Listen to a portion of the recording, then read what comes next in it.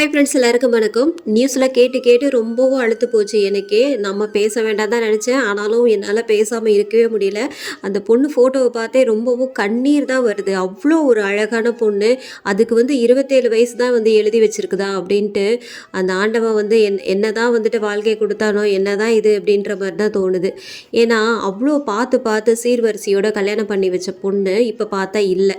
27 வயசோட அந்த பொண்ணுக்கு அவ்வளோதான், நான் முடிஞ்சிருச்சு ஆயுசுலாம் முடியலைங்க.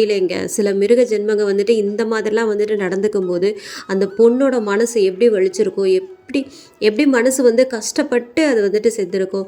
இன்னுமே நம்ம நாட்டில் வரதட்சணை குடும்பம் இருந்துக்கிட்டு தான் இருக்குதா அப்படின்றது இந்த மாதிரி நியூஸ்லாம் பார்த்ததுக்கப்புறம் தான் தெரியுது. ஏன்னா நம்ம நேர்லலாம் பார்க்கறது கிடையாதுல்ல. நம்ம வேலை உண்டு, நம்மளோட வீடு உண்டு, அப்படி தான் இருக்கிறோம். இந்த நியூஸ்லாம் பார்த்ததுக்கப்புறம் தான் தெரியுது இன்னுமே வரதட்சணை கொடுமை, மாமியார் கொடுமை எல்லாமே இருக்குது. ஹஸ்பண்டே பார்த்திங்கன்னா சுத்தமாக புரிஞ்சுக்காம ஒரு மாதிரியாக தான் நடந்துக்கிறாங்க. ஏன் தான் இப்படி இருக்கிறாங்க அப்படின்ட்டு தெரியல.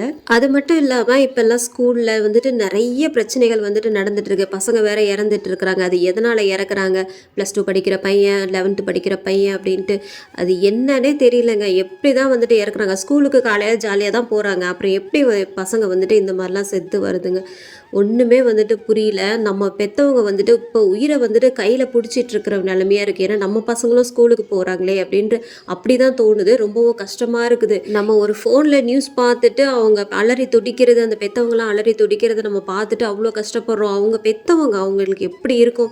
நம்ம புள்ள போச்சே, இனிமேல்ட்டு வராதே அப்படின்னு நினைக்கும் போது அவங்களுக்கு எப்படி இருக்கும் இல்லை? நேற்று நைட்டு தூங்க போகிறதுக்கு முன்னாடியே சரி உருளைக்கிழங்கு சாதம் பண்ணிடலாம், ஒரு பிரியாணி டேஸ்ட்டில் பண்ணேன் அப்படின்னா பசங்களுக்கு ரொம்பவுமே பிடிக்கும். அதனால் உருளைக்கிழங்கு சாதம் பண்ணிட்டேன். இந்த பட்டை, கிராம்பு, ஏலக்காய்லாம் போட்டோன்னா ஒரு பிரியாணி டேஸ்ட்லேயே வந்துடும். அதனால் அது சிம்பிளாக பண்ணிட்டேன்.